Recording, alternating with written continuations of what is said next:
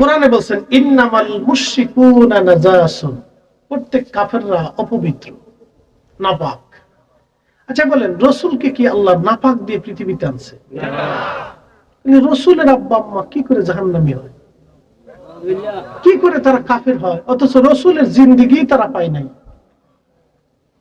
রসুল করিম 40 বছরে কোরআন নাজিল হয়েছে, এই জীবন তো তারা পায় নাই, পাইছে? তো তারা তো আগের ধর্মের অনুসারী ছিল, অর্থাৎ আগের বিধানের উপরে। আগের বিধানে শুধু লা ইলাহা ইল্লাল্লাহ মানলেই জান্নাতি। একসাথে বলবেন আল্লাহু আকবার।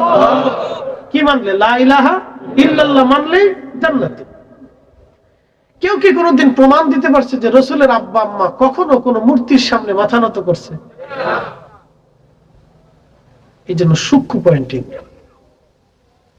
মদিনা ফেরত একজন হুজুর এসে, চকচকা হুজুর, মাথায় সুন্দর একবার ওড়না ঢাকা দিয়ে বসে আপনাকে শিখাবে